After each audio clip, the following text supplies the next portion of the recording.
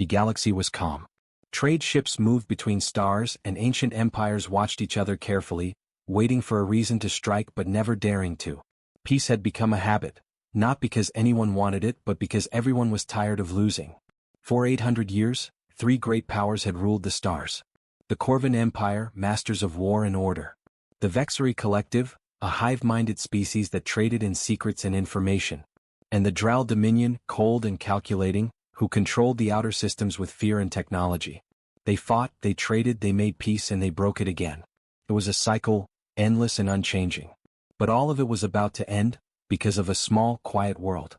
High Commander Zether stood on the bridge of his flagship, the Crimson Dreadnought. His black armor shimmered under the blue lights of the command room. The hive link hummed in his mind, hundreds of voices, all thinking as one. One of his officers spoke through the link. "Commander, we have found a planet with resources. Blue and green world, orbiting a yellow star." Zether turned his insect-like eyes to the holographic display. The world was beautiful, bright oceans, green lands, white clouds. He studied the readings. "Do they have defenses?" "None that matter," replied the officer. "Primitive civilization. They still burn chemicals for power. No shields. No plasma weapons. Their ships are basic." Zether smiled, the sharp edges of his mandibles clicking together. "Perfect. We will take what we need and move on." Through the hive link he felt approval from the collective. The Third Fleet would feed. The Corvan Empire would grow stronger. He gave a single order. "Send the fleet. Full attack formation. We strike at once." Outside, 12 massive warships changed direction, their dark hulls reflecting the light of distant stars. Each ship was the size of a city, built for destruction. They had crushed entire worlds before. No one had ever stopped them. Zether looked out through the main viewport. The blue-green world filled the glass. It looked calm, peaceful. It would soon burn. He didn't know the name of the planet. To him it was just another target. But the locals had a name for it: Earth. In orbit above Earth, inside the command deck of the UES Defiance, Captain Sarah Morrison stared at the tactical display. Her dark hair was tied back tightly, her face calm but pale under the emergency lights. Around her, crew members moved quickly, voices sharp with tension. "Captain, we're picking up multiple contacts," said the radar officer. 12 ships, unknown design. Sarah leaned forward. "Put them on screen." The main display flickered, and then filled with images of black ships sliding through the void. No markings. No communication beacons. No life signs that the scanners could understand. Her heart pounded. How close? Less than 100,000 kilometers and closing fast. They're moving in formation, perfect precision. "Try to hail them again." "Already did, ma'am." No response. For a moment, the only sound on the bridge was the low hum of the ship's engines. Sarah looked out the viewport. Tiny points of light glimmered against the darkness. Those lights were getting brighter, closer. "They're not traitors," she said softly. "They're coming for us." "Should we prepare defenses?" asked her first officer. "Yes. All ships, this is Captain Morrison. Form a defensive line around Station Alpha. Hold your fire until I give the order." On the far side of the planet, Zether's fleet emerged from hyperspace. His sensors detected the human ships, small, weak, and slow. He could see them trying to form a line of defense. He laughed, a dry, chittering sound. "Look at them. So fragile. They think they can stop us." "Shall we demand surrender?" asked one of his tactical officers. "No," Zether replied coldly. "We will destroy them. The Hive has no time for games." At his command, 12 alien warships charged their plasma cannons. The space between them glowed bright red. The energy built like thunder waiting to strike. Then, beams of white-hot plasma tore through the darkness, streaking toward the human fleet. Sarah's voice echoed through her ship. "Brace for impact." The plasma beams cut through the void, but at the last second the Defiance moved. Its engines roared, the ship turning with incredible speed. The plasma missed by hundreds of meters. Her crew gasped. "How did we dodge that?" someone shouted. "I don't know," Sarah replied. "But keep moving. Fire all railguns." The Defiance and the other human ships fired together. Massive railgun rounds, solid metal slugs traveling at nearly the speed of light, shot across space. The first hit tore through the lead Corvan warship. The projectile punched through its armor like paper. A second hit followed, then a third. The alien ship exploded in a storm of light and debris. Zether stared in shock. "Impossible," he hissed. Their weapons are primitive. Our armor should. The rest of his words vanished as another of his ships exploded. On the Defiance, the crew cheered, but Sarah did not smile. They're still coming, she said quietly. This is far from over. Outside, the 12 alien ships moved again, spreading out like predators in the dark. The humans adjusted, holding their fragile line. Two sides. Two worlds.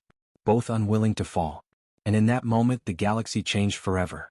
Because for the first time in history the humans fought back. And won. The stars above Earth burned with light and fire. 12 alien warships surrounded the planet like dark blades against the night sky. The first explosion still echoed through the void, the remains of a Corvan warship drifting silently, its glowing fragments spinning in zero gravity. No one had ever destroyed a Corvan ship before. Not once in all the long history of their empire. High Commander Zether stared at the wreckage through the bridge viewport. His mandibles clicked in anger. How, he whispered to himself. How could this happen? His tactical officer's voice broke the silence. Commander, their projectiles move faster than plasma. Their kinetic force is extreme. Primitive weapons, Zether growled. And yet, effective. The hive link buzzed with fear and confusion. The voices of thousands of Corvan minds whispered inside his head, doubt, disbelief, shock. Zether cut the connection. He didn't need their fear. He needed control. He raised his hand. All ships, adapt formation. Spread out. Target their engines. Burn them from the sky. On the UES Defiance, alarms flashed red across the bridge. Smoke filled the air, the result of near-miss plasma hits. Captain Sarah Morrison stood at the center console, eyes fixed on the tactical map. They're spreading out, said her first officer. They're trying to flank us. Sarah nodded. Then don't give them the chance. Split the fleet. We fight them in groups of 2. Her orders went out instantly. The 8 human ships broke formation, moving like wolves hunting giants. Each pair turned and fired, railguns launching round after round. Space lit up with flashes of blue and white as metal tore through the darkness. The Corvan ships returned fire, their plasma beams slicing through the void like lightning. One beam hit a human cruiser, the Valor. The entire ship shook. Direct hit, shouted the comms officer. We're losing the Valor. On screen, the cruiser's hull glowed red, metal melting away. But then, the ship's captain made one last move. The Valor spun, aimed its railguns, and fired a final burst. The shots hit the enemy square in the center. Both ships exploded together, human and Corvan dying in the same fireball. Sarah's voice was calm, steady. The Valor fought with honor. Keep firing. Zether's ships adjusted their aim. The humans were unpredictable, darting, twisting, refusing to hold still. Their movements broke every rule of battle the Corvans knew. These creatures have no order, one officer complained. No, Zether replied. They have instinct. That makes them dangerous. He watched as another of his ships went down, torn apart by railgun slugs. He slammed his claws against the command rail. Enough. Bring the Spear of Vengeance forward, he ordered. Prepare the superplasma cannon. The largest Corvan ship drifted ahead, its energy core pulsing with power. Red light spread across its hull like blood. Target their command ship, Zether said coldly. End this now. On the Defiance, sensors screamed warnings. Captain, one of their ships is charging something huge. Energy levels are off the charts. Sarah turned to her engineer. How long until they fire? Less than a minute, maybe less. She looked out the viewport.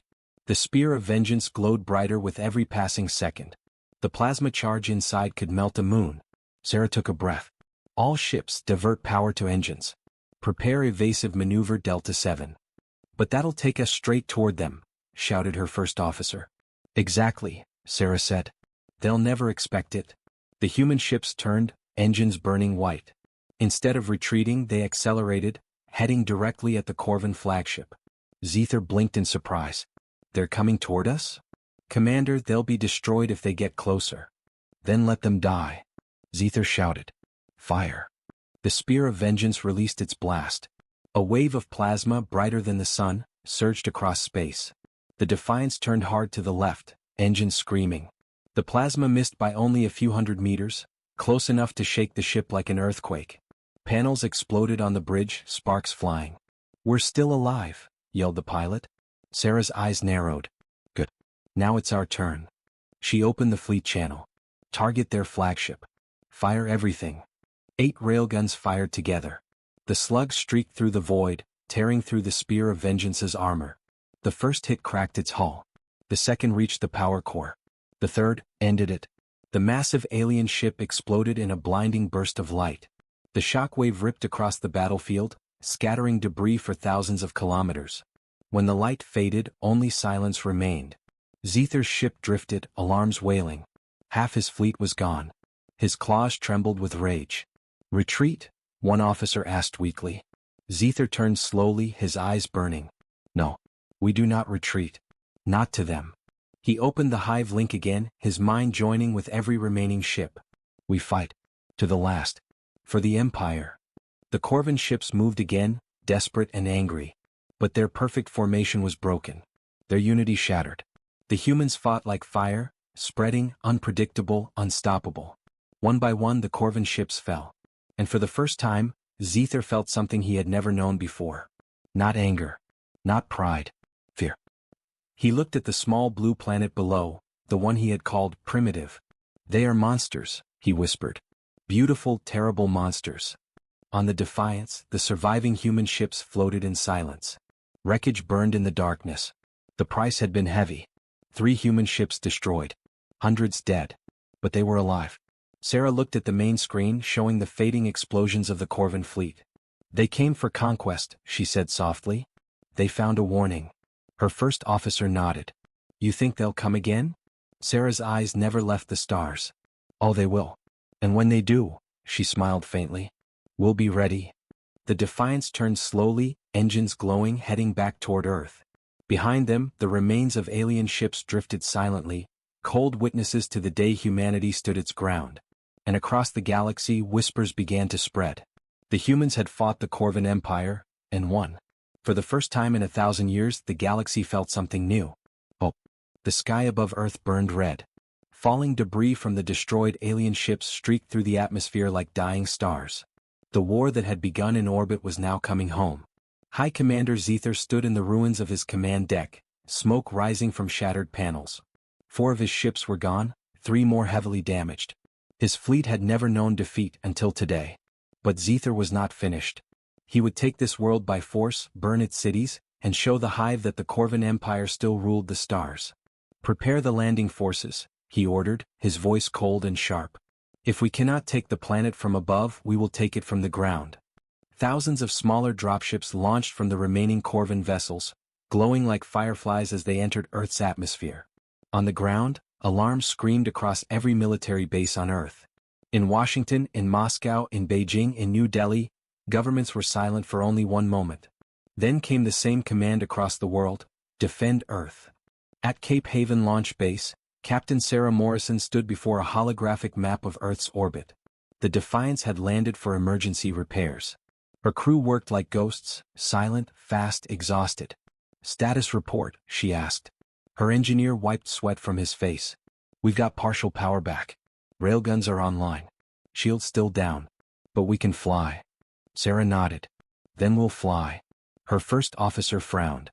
"Captain, the alien dropships are landing all over the planet. Thousands of them." Sarah's voice was calm. "Then we hit back." In the deserts of Australia, the first alien ships touched down. The ground cracked beneath their weight. Metallic claws unfolded, releasing tall armored soldiers with insect-like faces and glowing weapons. The Corvins moved in perfect lines, their hive link guiding every motion. They marched toward the nearest human settlement, silent, precise, deadly. But humans were waiting. From hidden tunnels and camouflaged bunkers, missiles roared into the sky. The first explosion lit the night like daylight. Alien soldiers were thrown into the air, their armor cracking under the shock. "Fire everything," shouted Colonel Ramirez over the radio. Tanks, drones, and artillery opened fire. The air shook with thunder. Zether's voice screamed through the hive link, "Push forward. Their weapons are crude. They cannot stop us." But the humans didn't stop. They fought from the shadows, from rooftops, from forests. Every street turned into a battlefield. Every house became a stronghold. The Corvins had technology, but the humans had something else: determination. In orbit, the U.S. Defiance rose from its launch pad once again. Its engines burned bright, carrying it back into the sky. Sarah's voice filled the comms. "All Earth ships, this is Captain Morrison. We're not just defending anymore. We're taking the fight to them. The remaining human ships followed, climbing through the atmosphere to strike at the damaged Corvin fleet. From orbit to surface, the war raged. Zither watched his forces lose ground. His hive link was filled with screams, confusion, and static. Something terrible was happening, something he didn't understand. "The humans are not afraid," whispered one of his officers. "They fight like predators." Zither's claws tightened around the control rail. "Then make them prey again. Activate the orbital cannon." A massive section of his flagship opened, revealing a weapon the size of a city. Its energy core pulsed with red light, aiming toward Earth. Sarah saw the readings appear on her display. "He's going to fire on the planet." Her voice hardened. "All ships focus fire on that cannon. If it fires once, millions will die." The Defiance led the charge, railguns firing non-stop. The sound of metal slugs echoed like thunder across space. The Corvin flagship turned, its energy core glowing brighter. It was seconds from firing. "Fire again," Sarah shouted. "Now." The final round from the Defiance struck the cannon directly. The weapon overloaded, glowing white before exploding in a massive blast. The explosion ripped the Corvin flagship apart. Flames spread across its surface, consuming everything. Zither was thrown to the floor. He looked out through the cracked viewport and saw his fleet dying, one ship at a time. He could no longer hear the hive link. It was gone, silent. He was truly alone. On Earth, soldiers and civilians looked to the sky as fire rained down, not from alien weapons but from the wreckage of their ships. The battle was ending. Humanity had done what no one believed possible. They had stopped an empire. At Cape Haven Base, Sarah watched from the command deck as the final Corvin ship fell from orbit, burning up in the atmosphere. Her first officer whispered, "It's over." Sarah shook her head slowly. "No. It's just beginning." She looked at the stars above. Somewhere out there, other empires were watching.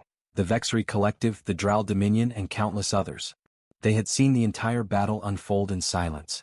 They had seen what the humans were capable of. And in that moment, every ruler, every warlord, and every species across the galaxy came to the same chilling thought. If these primitive humans could destroy a Corvin fleet on their first encounter, what would they do when they learned to fight among the stars? In the dark remains of his dying flagship, High Commander Zither crawled toward a broken console. Sparks flashed around him. His vision blurred. He opened a final transmission. His voice was weak but filled with dread. "To the Hive, do not return to this world. The creatures here are not what they seem. They fight like chaos itself." Static filled the channel. Then silence. The transmission reached the far edges of the galaxy, intercepted by traders, spies, and soldiers. The words spread faster than any ship could travel. A warning. A story. A name whispered in fear and respect. Humanity. The war above Earth was not over, not yet. The skies were filled with burning wrecks, drifting pieces of alien metal glowing like red scars against the stars.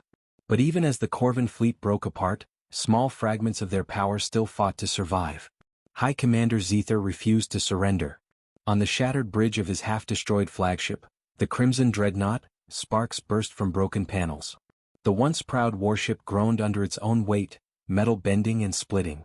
Yet Zither stood tall, his armor cracked, his voice still full of command. "Report," he ordered, his voice echoing through the dim light. A wounded officer turned from the console. "Commander, only 2 ships remain operational. The rest are gone. The Hive link, it's broken. We have no connection." For the first time in his long life, Zither felt true silence in his mind. No voices. No orders. No unity. Just emptiness.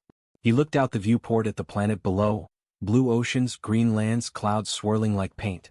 That world had destroyed him. Those creatures had defied everything his empire believed. "They are not supposed to win," Zither whispered.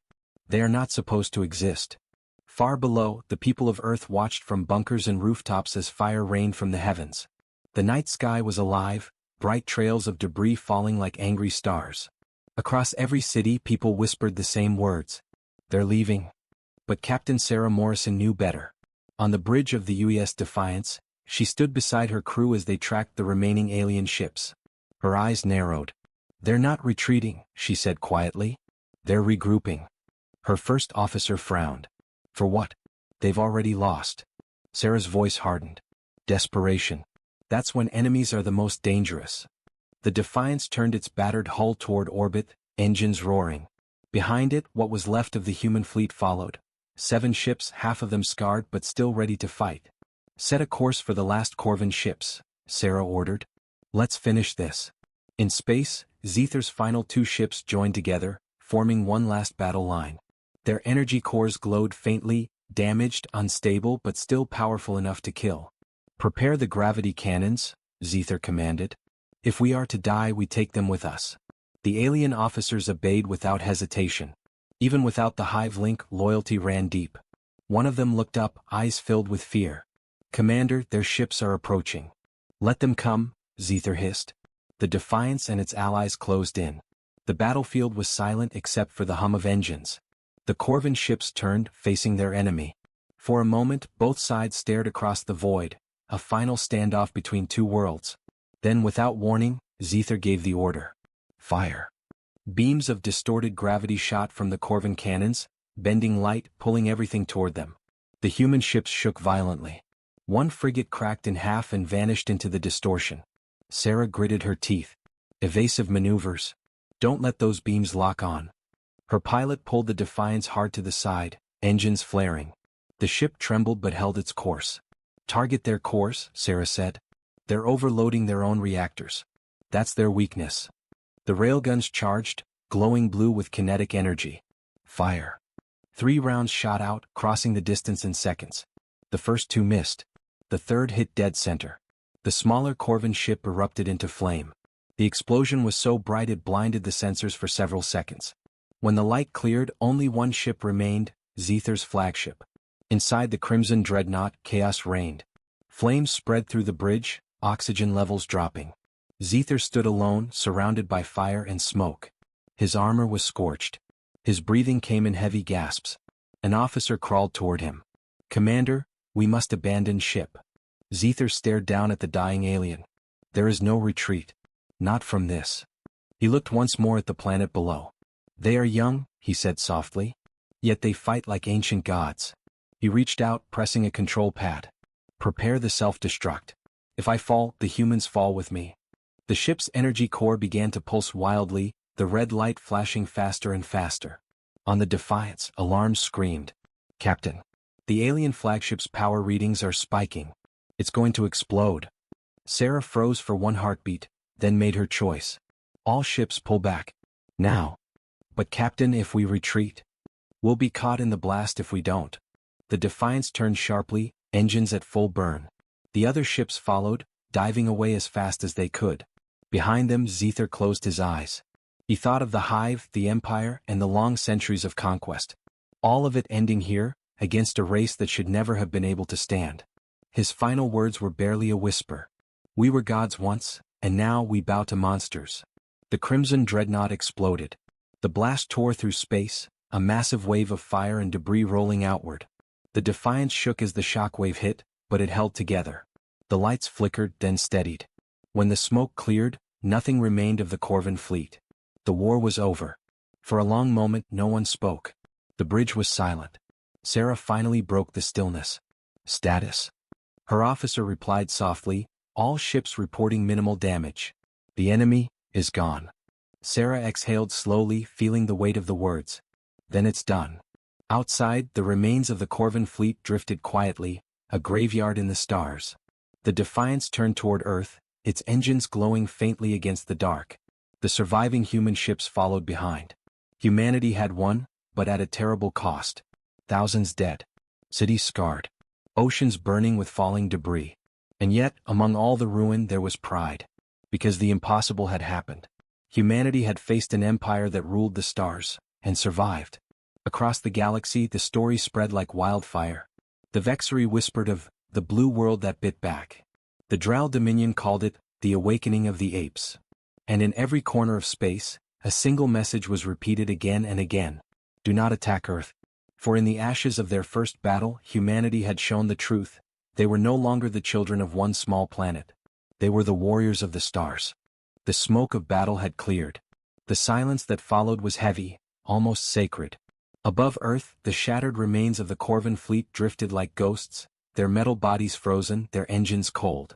From the U.S. Defiance, Captain Sarah Morrison watched the stars flicker through the cracks in her ship's viewport. Her hands were steady, but her heart felt the weight of what had just happened. She whispered to herself, "We did it, we actually did it." Her first officer, Commander Blake, stood beside her. His uniform was torn, his eyes red from exhaustion. "The fleet's holding position," he said quietly. "But sensors are picking up something strange." Sarah turned to him. "What kind of strange?" He hesitated. "A transmission, Captain. It's coming from deep space. Unknown origin." The bridge went silent. Everyone stared at the flickering console. Sarah gave a slow nod. "Put it through." A voice filled the room, alien, calm and ancient. "This is Council Node 12 of the Vexery Collective. To the species designator human, your actions have been observed. Your resistance against the Corvin incursion has been noted." The crew exchanged uncertain glances. The voice continued. "By defeating the Corvin fleet, you have disrupted the balance of the outer triad. The galaxy now watches you. Proceed carefully, for the stars are not as empty as you believe." The transmission ended. Sarah stared at the console, her mind racing. "The galaxy is watching us," she repeated softly. Hours passed. The surviving human ships regrouped in orbit, their damaged hulls glowing faintly in the sunlight. Rescue drones moved between them, collecting debris, bringing survivors home. Earth below was scarred but alive. For the first time in history, humanity had faced an interstellar enemy, and won. At the United Earth Defense Command in Geneva, the world's leaders gathered via holographic link. Images of the battle played in silence behind them, alien ships burning, human vessels standing defiantly between Earth and destruction. Admiral Khan, head of Earth's military council, stood at the center of the room. "We can't stay hidden anymore," he said gravely. "They know we exist. They've seen our strength." President Lee nodded slowly. "Then we must send a message. Not of fear, but of warning." Back aboard the Defiance, Sarah received her new orders. The message had to be sent from orbit, amplified through the same frequency the Vexery used. It would reach every corner of the galaxy within days. Her communications officer looked nervous. "Ma'am, this will be the first time we speak to the stars." Sarah smiled faintly. "Then let's make it count." The ship's lights dimmed as power was rerouted to the transmitter. Sarah stepped forward, standing tall in front of the camera. Her uniform was torn, her face marked with dust and sweat, but her eyes burned with pride. "Recording in 3, 2, 1. Her voice was calm but carried the weight of an entire planet. "To all who can hear this message, this is Captain Sarah Morrison of the United Earth Defense Fleet. We are the people of Earth, a small world once unknown now tested by war. The Corvin Empire came to destroy us. They called us primitive. They called us weak. But we stood our ground. We fought for our homes, for our families, for our right to live free beneath our own sun. The Corvin fleet is gone. Their commander is no more. Earth still stands." She paused, her gaze firm. "We do not seek war. We do not seek conquest. But if you come to our world with weapons, you will not find prey. You will find warriors." The bridge was silent. Every crew member stood still, hearts pounding. This is not a threat. It is a promise. Humanity has awakened. And we will not kneel. The recording ended. The transmission pulsed through space, carried by light, scattered through stars, traveling faster than anyone could imagine. Within hours, it reached the outer colonies. Within days, it spread to the Vexery Collective. Within weeks, it reached the Drow Dominion. And in every system, beings of every shape and form paused to listen. The message was short, but it shook the galaxy. On the world of Vexer Prime, the Council of 12 gathered. Their crystalline forms shimmered in the light of their chamber. "Humans," one said softly. "They destroyed a Corvin fleet with less than a tenth of their power." "They are unpredictable," another replied. "And dangerous. But also, impressive." The council fell silent. Then their leader spoke. "Perhaps it is time we make contact." Far away in the cold void of space, the Drow Dominion's warlords watched the same broadcast. One of them, a massive creature with molten eyes, growled deep in its throat. "So the Corvin have fallen," it said.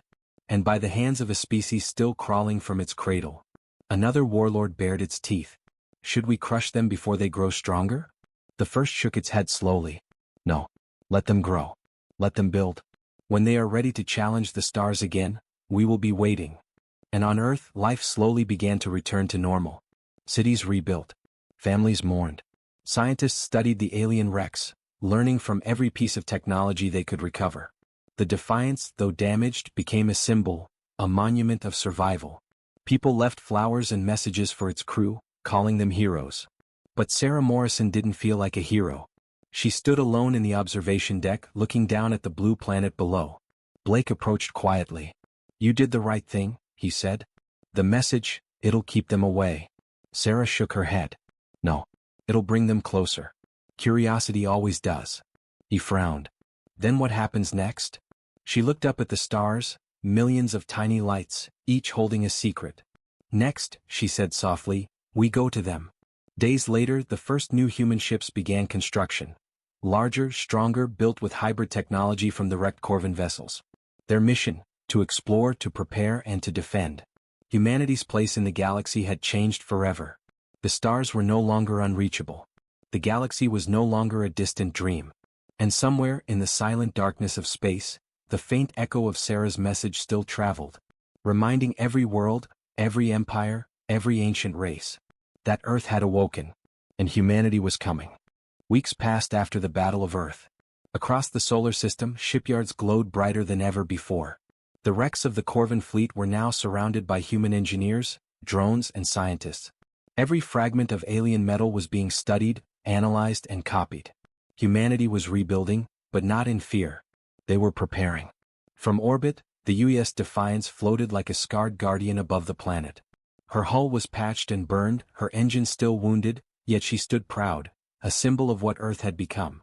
Captain Sarah Morrison walked through the ship's corridors, now filled with new recruits and technicians. The air smelled of metal, oil, and determination. "Captain," said Commander Blake, joining her as they reached the bridge. "We've received another signal." Sarah turned alert. "Another alien transmission?" He nodded. "Yes, but this one's different. It's not hostile. It's a request." The word hung in the air. Sarah frowned. "A request for what?" Blake's voice dropped. "For a meeting." The message came from deep within the Vexery Collective, one of the three ancient powers that ruled the galaxy. It invited a human delegation to a place called the Nexus Spire, a massive station floating between stars older than any empire. The message was clear and cold. "Representatives of Earth are requested to attend the Council of 12. You will not be harmed. The galaxy demands answers." 2 weeks later, the UES Horizon, Earth's newest diplomatic ship, left orbit. It was sleek, silver, and far smaller than a warship, but every system inside it was built from lessons learned during the battle. Sarah Morrison stood once again on a command bridge, this time wearing a clean uniform. Her eyes, however, carried the same fire. "This feels different," Blake said quietly. "We're not going to fight this time." Sarah nodded. "Maybe not. But we'll be ready if they are." The journey to the Nexus Spire took 6 days through the Wormgate network, ancient corridors of energy built long before humans ever touched the stars. As the Horizon emerged from the final gate, the crew gasped. Before them stood the Nexus Spire, a structure so vast it seemed to pierce reality itself. It floated in the shadow of a dying star, surrounded by rings of light and shattered moons. The spire glowed faintly, powered by energy older than human history. Alien ships of every design circled it, living vessels, crystalline cruisers, machines shaped like stars. "By God," whispered Blake. "How many species are here?" Sarah stared in silence. "All of them," she said. "The galaxy came to see us." The Horizon was guided to a docking platform by light beacons. As the airlock opened, a wave of warm, humming energy filled the chamber. On the other side stood tall, luminous beings, the Vexery. Their bodies shimmered like glass filled with starlight, their faces unreadable. One of them spoke without moving its mouth. "Welcome, representatives of Earth. Follow us. The council awaits." The council chamber was enormous, large enough to hold mountains. 12 thrones surrounded a circular platform, each throne occupied by a representative of one of the major powers. The Vexery Collective shimmered in colors that shifted like oceans. The Drow Dominions sat in molten armor, their bodies glowing from within. And in the shadows, a surviving envoy of the Corvin Empire watched with cold, furious eyes. When the humans entered, the chamber fell silent. Every alien eye turned toward them. Sarah stepped forward slowly, her footsteps echoing through the vast hall.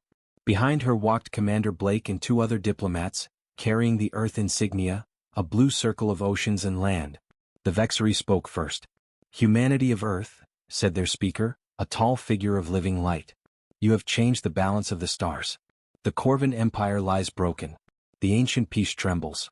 We must understand you. Sarah stood straight. You sent us a message. You said the galaxy was watching. We are here to listen, and to be heard.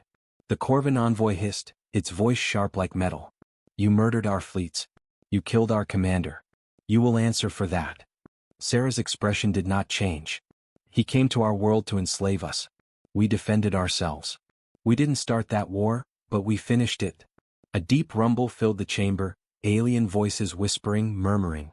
The Drow representative leaned forward, molten eyes studying her. Your kind has fire, it said slowly. Too much, perhaps. Fire can warm, or destroy. Sarah met its gaze. Then let's make sure it warms. The Vexery leader raised a glowing hand. Enough. The humans will not be judged here. Not yet. They will be tested. The chamber lights dimmed. A massive holographic star map appeared, showing the outer systems of the galaxy. At its edge flickered a red zone, unstable, wild, unexplored. The Rift Expanse, explained the Vexery. An ancient frontier. A place even we fear. Something stirs there, something old. The Drow representative growled. You want to send them there? Yes, said the Vexery calmly. If humanity wishes to join the Galactic Council, they must prove they are more than warriors. They must survive the unknown. Sarah's heart pounded. You want us to go into the rift? The Vexery's light brightened. Not alone. A joint expedition. Humans will lead, others will follow. If you succeed, Earth will be recognized. If you fail, your world will remain silent again. When the meeting ended, Sarah and her team returned to the horizon. Blake broke the silence first. They're sending us on a death mission. Maybe, Sarah said quietly. Or maybe it's a door. A door to what? She looked out the viewport, where the spire glowed against the dying star. To the galaxy, she said. To everything. As the horizon departed the Nexus spire, messages began spreading across the stars. Some species feared humanity's rise. Some admired their courage. Others whispered legends already, stories of the blue world that fought back against an empire. And somewhere deep within the Rift Expanse, something ancient awakened. It felt the vibrations of human voices traveling through space. And it remembered the last time a new race had spoken such words. Back on Earth, shipyards began work on the UES Odyssey, the first vessel designed for deep exploration beyond the known gates. Its mission: join the expedition into the Rift, represent humanity, and uncover what the galaxy had long forgotten. On the bridge of the Defiance, Sarah stood once more looking up at the stars. She felt fear but also hope. Blake approached her. The galaxy wasn't ready for us, he said quietly. Sarah smiled faintly. Maybe not. But we're ready for it. The stars outside seemed to shimmer as if listening. And as the first light of dawn touched Earth's horizon, humanity took its next step. Not in war, not in fear, but in purpose. The age of isolation was over. The age of humanity had begun.